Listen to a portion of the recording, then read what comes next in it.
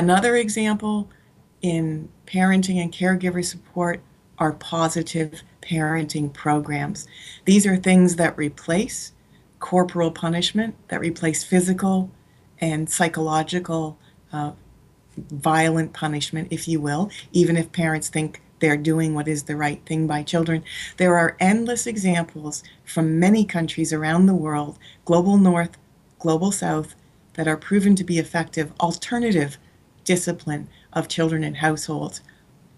And what I always like to say here when we think of these programs is that research shows us, in particular, that the way that boys are parented, if in a non-violent way, they are far more likely not to be violent themselves in later life. The other thing to think about here when it comes to positive parenting is that families living with children with disabilities often experience extraordinary stress, and children living in those households with disabilities are twice as likely to be violently disciplined than their non-disabled peers. So we know from this that we need to be doing something through our community-based organizations, through social welfare services, and others at a local level, at the family level, to help those families living with children living with disabilities. They need a little extra support, a little extra care when it comes to positive parenting. I think much more could be said about that, and I would urge you to look at the resources that I know can be made available to you for this. Turning now to the next slide, titled Country Engagement, and over to the slide that follows that with a bit more detail. Implement and evaluate. This is what we are advocating for. We're talking about implementation of the INSPIRE strategies, the 7 evidence-based strategies, and putting in place monitoring and evaluation frameworks. And in terms of country engagement, what the partnership advocates for, and I think will be relevant to Peru, is the identification from within government of a high-level focal point who can convene other government ministries, who can convene civil society actors who are active in this space of protecting children, to convene the private sector, to convene foundations, to convene the UN, and to put in place, first and foremost, a roadmap. And if you turn to the next slide on country engagement, you'll see that as the first point. Developing roadmaps, putting in place implementation plans, developing plans for the first year, looking at plans that scale up, estimating costs and identifying financial support, and strengthening and building technical capacities, and as I've said already, developing effective monitoring. You know, what we're trying to do here in terms of protecting children, keeping them safe, addressing violence in childhood, is to follow some of the footsteps of the health sector, of the education sector. These same kinds of reforms that are monitored and evaluated are extremely important. If we turn to the next slide on country engagements, our focus very much is using best practices, focusing on solutions, and ultimately bringing countries together to share and encouraging countries within their own national boundaries to also be sharing good practices as they go along. The next slide on country engagement talks about pathfinding countries. And this was the inquiry here in New York from the government of Peru yesterday. How can Peru become a pathfinding country in the new global partnership to end violence against children? So a few things that I've referred to already, but they involve an exchange of letters, but that's not the important part. The important part is the appointment of the highest possible level focal point to begin to, over the next 3, 5, 10, and then through till 2030, to put this agenda into action. And so you'll see on that slide exactly what the pathfinding countries need to be doing, and also the principles that I mentioned earlier, being rights-focused, child-centered, universal, gender-sensitive, inclusive, transparent, evidence-based, and results-oriented. That's an awful lot to be asking, but in a country like Peru and so many others around the world. These are things that you'll know from your day-to-day work are in place already. In many of the things that you're doing perhaps could be strengthened in other places. And I think what's exciting about the prospect of Peru joining the Global Partnership is that you have many advancements in many areas of the Inspire package and strong political will that can certainly be built upon. Now, if you turn the next page, you'll see some flags from countries from around the world. And I want to show this because you will, in Peru, be in very good company with some other countries in your region, but also countries around the world. And what's important to remember now as you think about what you do in your work is that this is a universal agenda. This is not a global north looking at the global south agenda.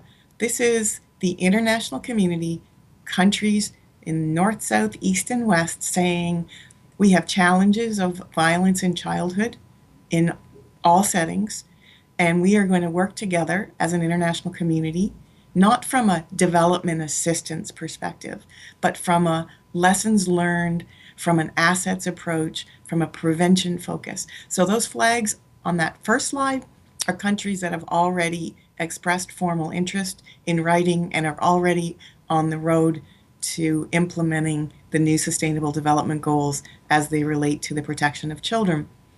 If we turn to the next slide, and that first flag there is Canada, my home country, but that slide represents countries now that are considering pathfinding or are in other ways engaging in the global partnership to end violence against children.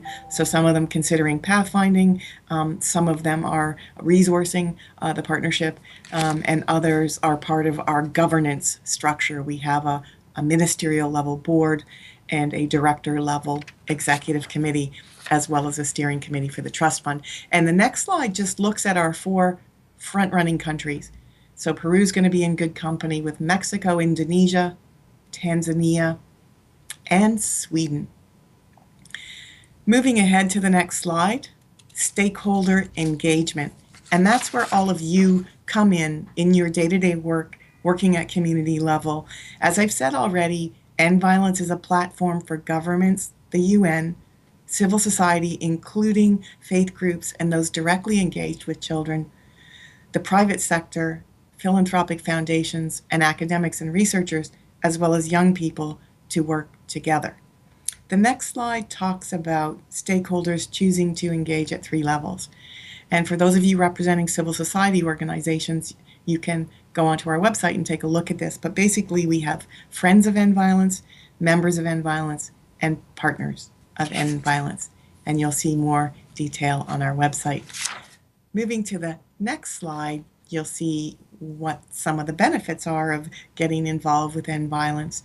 I think importantly, the partnership and this effort is really a way of connecting the dots, of connecting actors within countries, across borders, and really across regions, understanding that there are some commonalities in the approach to ending violence. I've talked about support to families and caregivers. I've talked about implementation of laws and policies.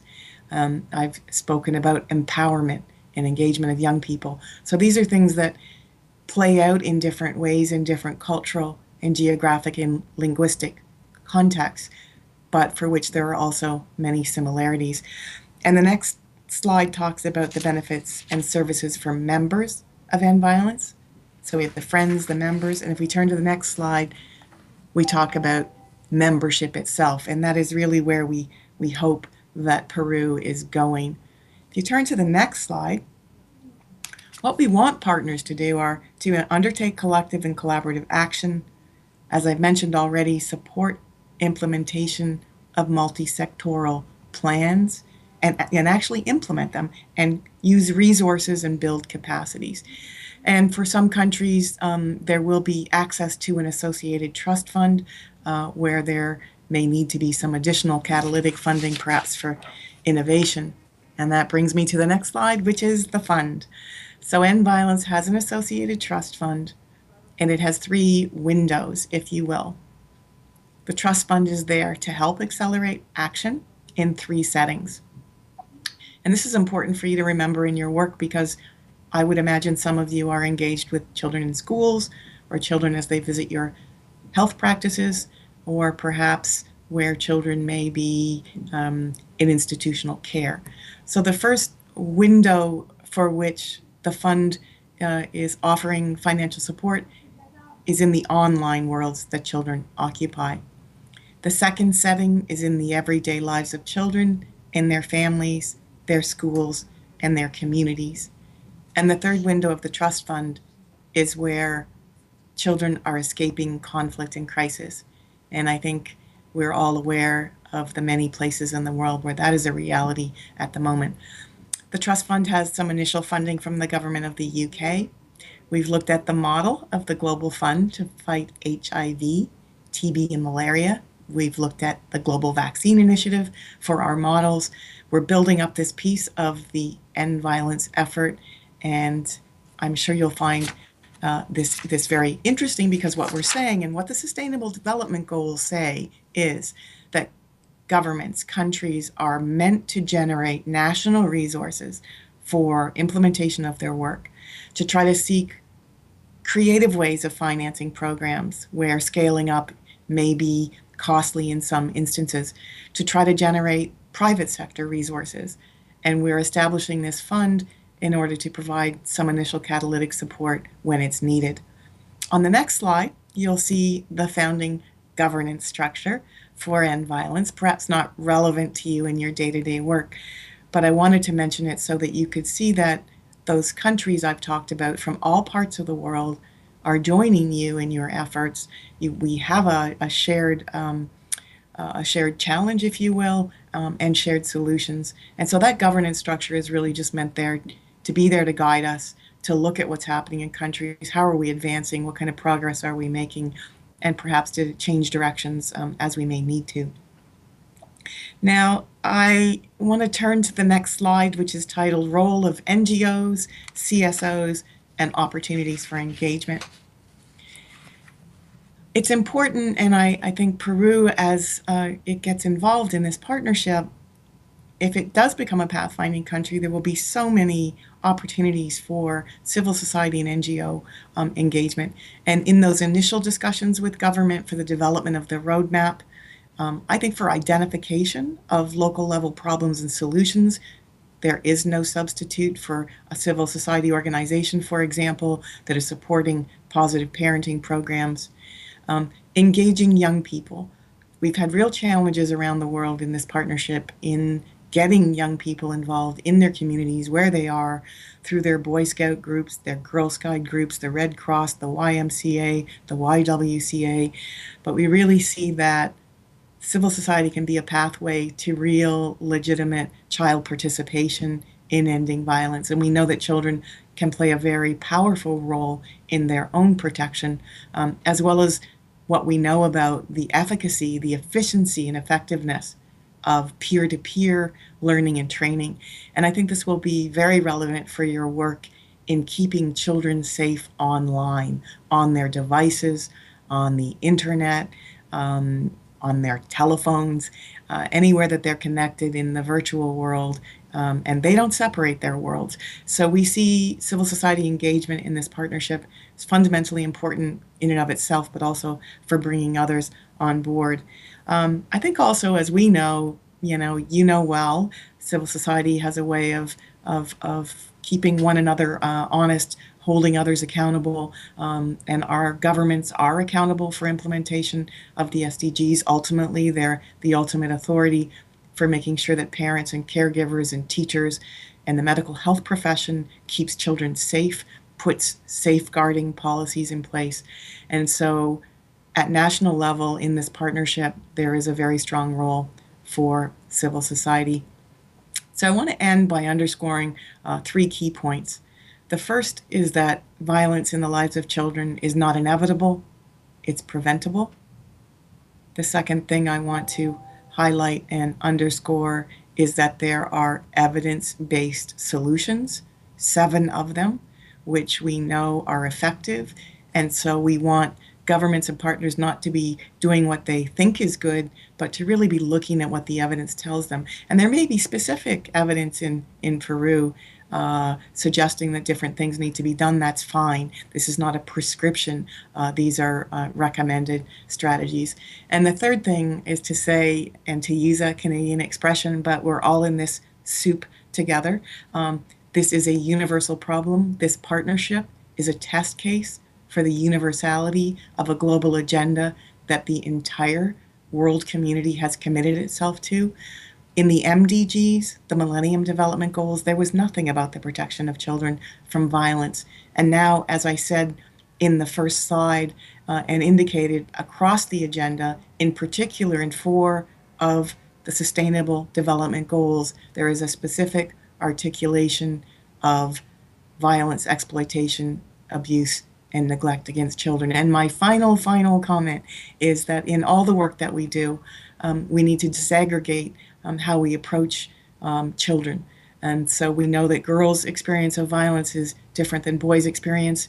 We have children with other gender identities who perhaps need particular care and protection from violence. And also, I really tried to draw attention to issues of children with disabilities who we know also have very challenging experiences when it comes to violence, and there are effective strategies for keeping them safe, including, as I mentioned, the support to family and caregivers. So I thank you very much. I have enjoyed my time with you, and I wish you every success in your work, in your families, your schools, your communities, your hospitals, your care centers, on your sporting teams, wherever you are taking your efforts forward to end violence against children.